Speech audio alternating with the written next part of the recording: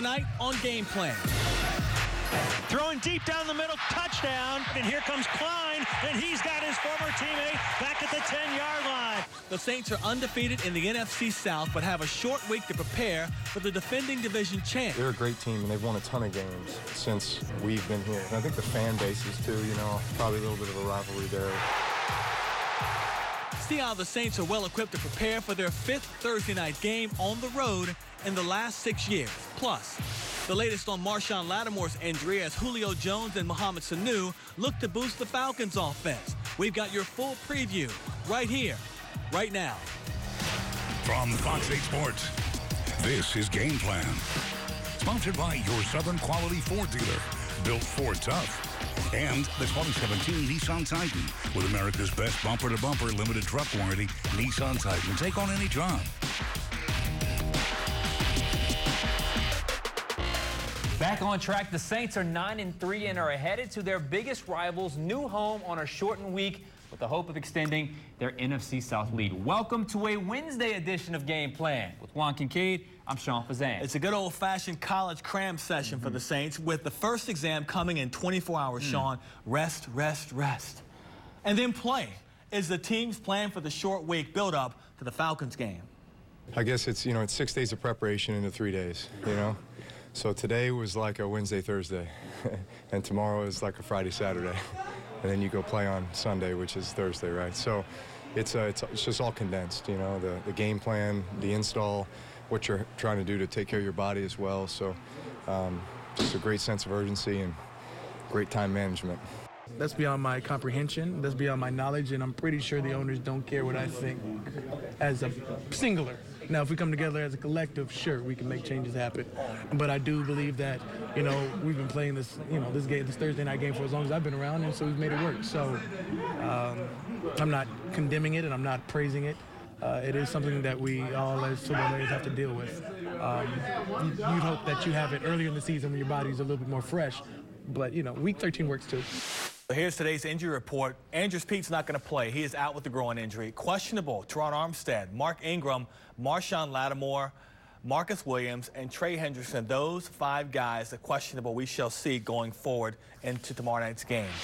These next 3 weeks will have the Saints facing their arch rivals not once but twice. And while there's no love lost between these two franchises, the Saints have always respected the Falcons. They know just how talented they are. For the Saints, it's Falcons week, which means things get spiced up a bit. Not only are they the Saints' most hated rival, they also meet with a lot on the line. At 7-5, Atlanta is in desperation mode. The Saints know that can be dangerous. And they're a great team, and they've won a ton of games since, we've been here, the last 12 years. And we've had some great battles with those guys. Look at their roster. It's loaded. On offense, Matt Ryan runs the show. Julio Jones is considered one of the best wide receivers in the business. We got to take him out in the first half, over the course of the game. We just got to play man, whatever defense we playing, we just try to get that edge up on him. Don't let him get too hot. If he get a good start, he could be a dangerous receiver. He always one of the elite receivers in the league, so we just got to compete, out-compete him. And like the Saints, they have a potent 1-2 punch in the backfield with Devontae Freeman and Tevin Coleman. I mean, they're both explosive. They both make great plays. Freeman, first thing comes to mind is a cutback play he made a year ago and turned what should have been an easy TFL into, a 25-yard run. I'm talking about Coleman, he's caught a couple balls coming out of the backfield. And again, these are things that we have to be aware of. These are things that are pertinent to our game plan this week, and we've got to be able to dial in and focus in. On defense, Louisiana products are all over the field. LSU and Jesuits' Deion Jones leads the team in tackles, while his fellow Tiger and John Curtis Patriot Duke Riley started at weak side linebacker earlier in the year before tearing his meniscus.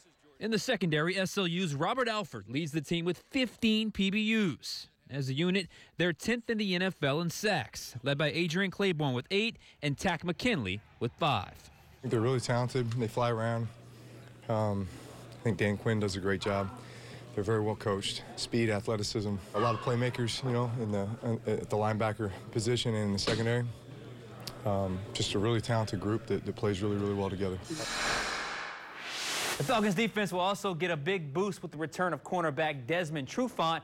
He leads the team with 2 interceptions. But we're going to find out, can Trufant and the rest of those guys tackle the football, because the Saints will no doubt throw a heavy dose of run game at the Falcons defense. The Saints plan for Mark Ingram and Alvin Kamara is to get them to the second level of the Falcons defense. Atlanta's a middle-of-the-road defense when it comes to stopping the run, ranked 18th in the league, giving up 113 yards per game. Ingram's a running back they've faced many times before. Atlanta coach Dan Quinn believes that Kamara, who's an Atlanta native, could be tougher to handle because he's so elusive. The thing I'd probably say that has really jumped out to me, not just from his Tennessee days and evaluating him up through the ranks, but it's his balance. And you know, I don't know how many missed tackles you could track on a player, but I bet he'd have one of the highest out there. It's because of his balance that he can stay, you know, with contact and stay on his feet to extend plays. So we've been impressed by him. Something that you know, has jumped out to us, his ability to make people miss. Tackling is important in any game, and especially when you run like a cover 3 defense, and you know, teams are going to find a way to flood our zones and, you know, get one-on-one tackles. Tackling in our defense is one of the most important, and that's why we talk about it, you know, week in and week out.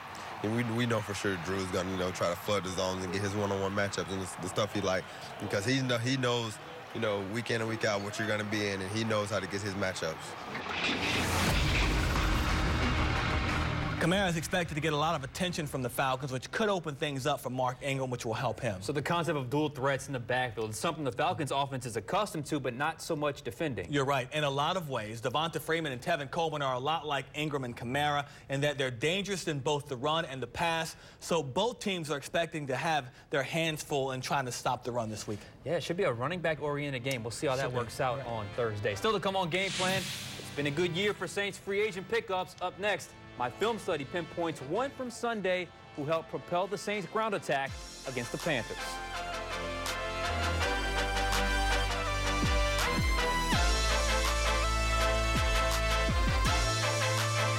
Fazan's Film Breakdown is sponsored by the 2017 Nissan Titan. From Fox 8 Sports, you're watching Game Plan. Sponsored by your Southern Quality Ford dealer, built Ford tough. And the 2017 Nissan Titan, with America's best bumper-to-bumper limited truck warranty, Nissan Titan. Take on any job. Part of the reason for the Saints' success this season has been how well their free agent class has blended in and contributed right away. And one newcomer who has not gotten enough attention is guard Larry Warford. Yeah. That changes now, Juan Kincaid, as Warford had a monster game Sunday, as I discovered in my film breakdown. Sometimes remaining anonymous is part of an offensive lineman's job. But on Sunday, Larry Warford's work was worthy of praise. Everything the Saints wanted out of Warford when they signed him showed up on 2 plays on the same drive. Remember that 72-yard Mark Ingram run in the second quarter? Well, it doesn't happen without Warford. Watch him on the snap. He uses his pad level and leverage to move Star Lotulelei further inside, creating a massive lane for Ingram. But as Panthers linebacker Luke Kuechly shoots the gap to meet the runner, Warford athletically peels off his initial block and comes over to engage with Kuechly, pushing him to the right, taking him out of the play. Ingram cuts right behind him and scampers free for 72 yards. 2 plays later, Warford's assignment is a bit simpler, but he executed it with dominance. On the snap, with some assistance from Ryan Ramczyk, he plows Lotulelei again, straight back, 3 yards into the end zone. Ingram wasn't touched en route to the score. Warford is 1/5 of what's become one of the most dominant O-lines in football. Like most moves this offseason, he has worked out exactly as the team expected him to. The good thing for him is he hasn't had to move around at all. He stayed there right-sided guard and it's been fantastic. As important as Thursday night's Falcons-Saints game is, the playoff-chasing teams above them have some work left to do as well. The teams the Saints are looking up at, the Eagles, Vikings, and Rams, are within arm's reach, and all 3 have challenges over the final 4 weeks. The Eagles visit the Rams this weekend and still have their Raiders on their schedule. The Vikings visit Carolina on Sunday and may have to face Aaron Rodgers in Green Bay if he's healthy in a few weeks. And the Rams have the toughest road to hoe.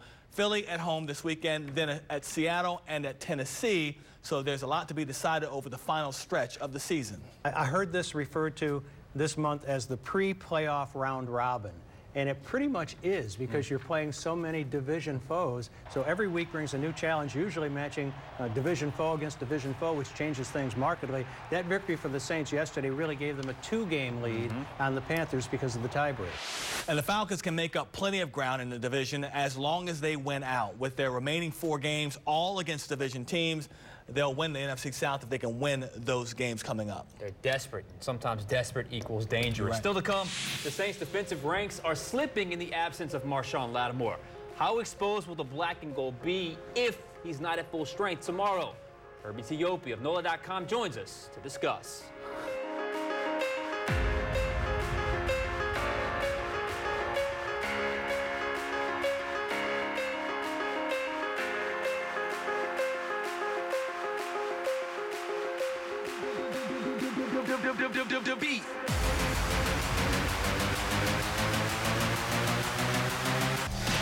From Fox 8 Sports, you're watching Game Plan.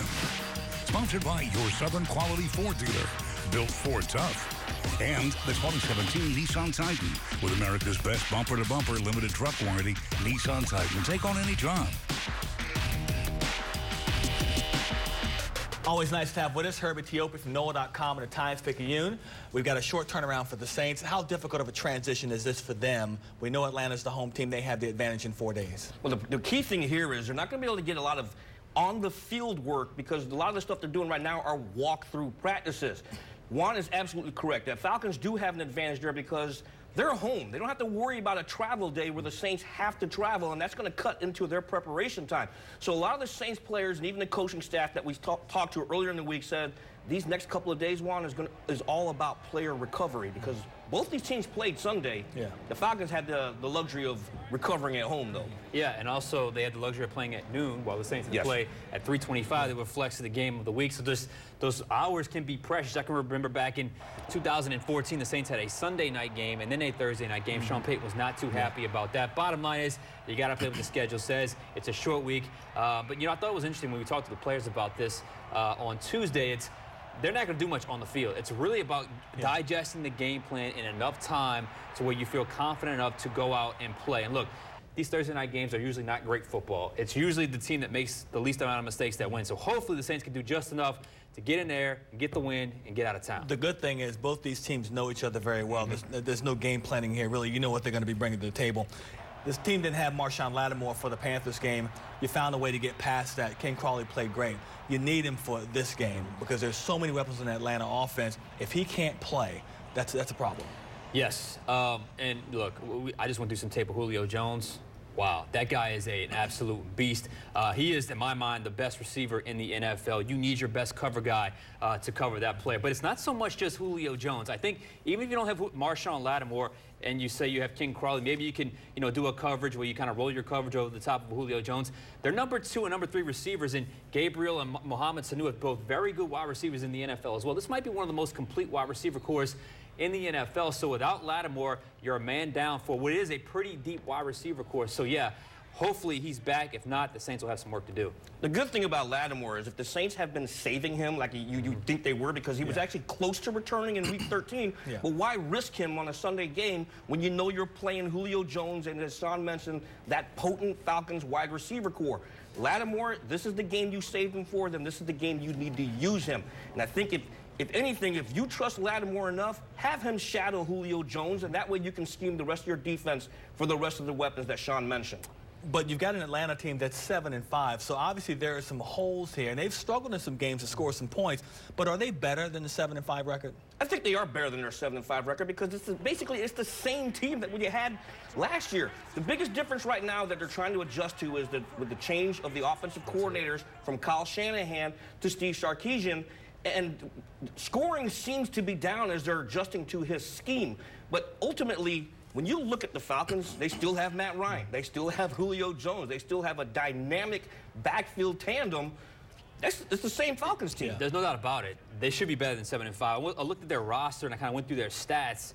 and I see Matt Ryan, top 10 quarterback, Julio Jones, top receiver in my mind, a tandem in the backfield that's, you know, other than Mark Ingram and Alvin Kamara, maybe the best as a tandem in the NFL. A decent tight end, a decent offensive line, Tack McKinley, Adrian Claiborne. You know, Vic Beasley's numbers are down, but still, these are quality football players. Deion Jones, as we know.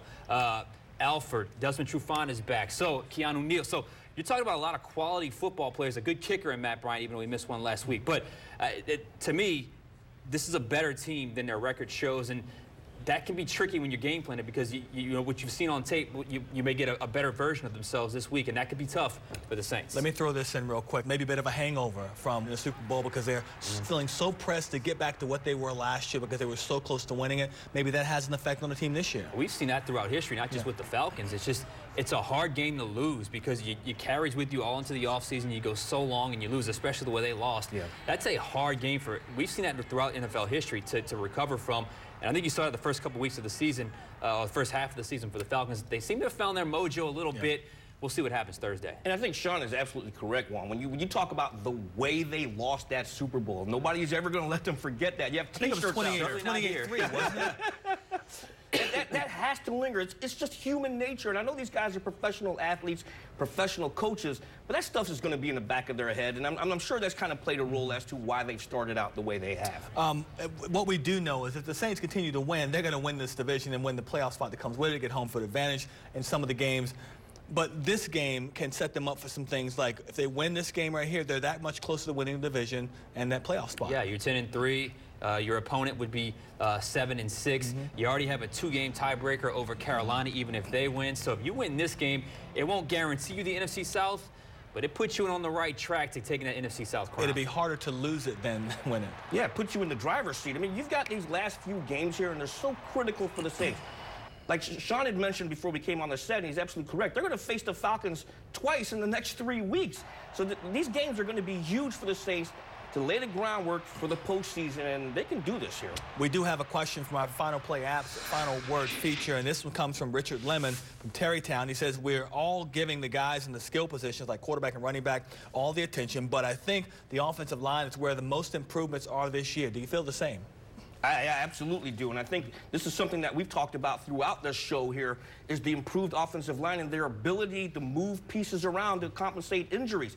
Look, these guys haven't been 100% strength at least maybe once or maybe twice this entire season. When they are at 100%, look at what they did to the Buffalo Bills. This is the kind of stuff you get when you have a good offensive line. They beat up Carolina's front four as well, they did. As we just saw with the Larry Warford film study we just did in the previous segment. I mean, let me go ahead and say, this is the best offensive line Sean Payton has ever had. Even better than the 09 and 11. It was a different kind of offensive line.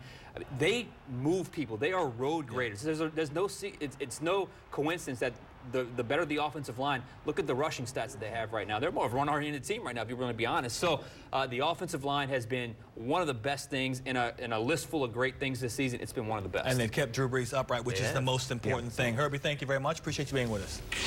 Still to come, the Saints win over Carolina had a lot of statistical similarities to their loss to the Rams. Chris Hagan goes beyond the box score to show you the immeasurable changes the team made to turn the tide.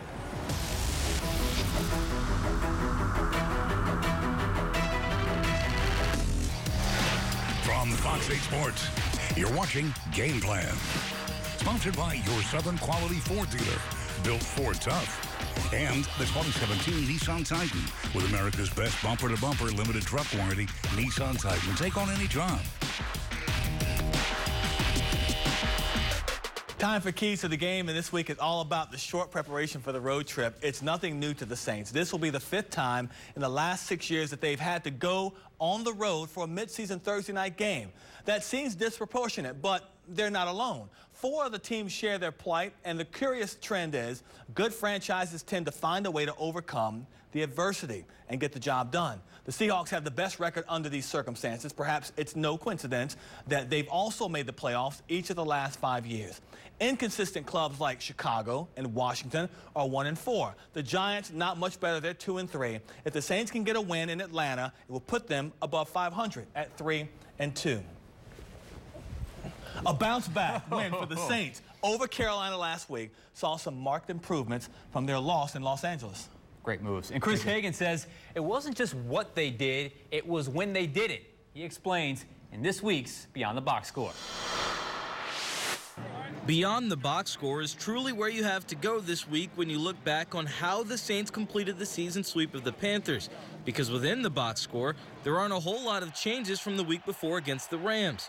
In Los Angeles, they were 3 of 13 on third down. Against Carolina, 6 of 15. Yes, it's a slightly better percentage, but it's when they converted those third downs that made the biggest difference. The 3 most game-changing were all big plays through the air on touchdown drives, starting on the first drive of the game when Drew Brees connected with Michael Thomas for 26 yards on 3rd and short en route to an Alvin Kamara touchdown to go up 7-0. The next was a touchdown itself to Thomas on 3rd and 8 in the second quarter when he was bracketed by the linebacker and safety, but still worked his way open for 6. And then in the third quarter, on their final touchdown drive of the day to make it 28-14, Brees found old Mr. Reliable Willie Snead for a 26-yard pickup, leading to another Kamara touchdown. 3 third downs, 3 big completions, proving that no matter how much of a running team the Saints have become, Brees is always a difference maker. On the other side of the ball, you can't say enough about the job the Saints did on the Panthers' top playmakers. Knowing that Devin Funchess and Christian McCaffrey would be Cam Newton's main targets, they were outstanding against both. Outside of a busted coverage that allowed McCaffrey into the end zone, he was a non-factor. His 9 catches for more than 100 yards in Week 3 became 5 catches for 33 yards, with 21 of those yards coming on 1 play. For Funchess, outside of a perfect pass and catch that Ken Crawley still played to near perfection, he was held pretty quiet with just 4 receptions. The most notable play from Crawley, who drew the assignment for most of the day, came when he stopped Funchess short of a first down on a critical 4th and 6 in the 4th quarter.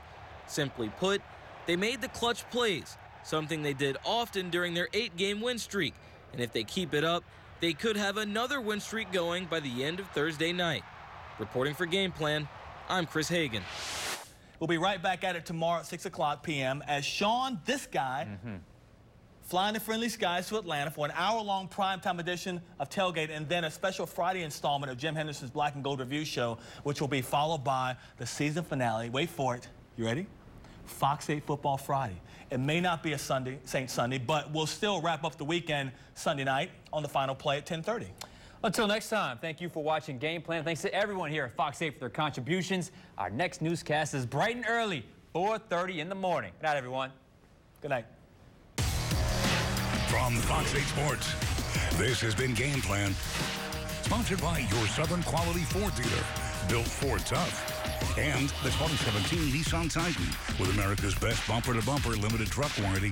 Nissan Titan, take on any job.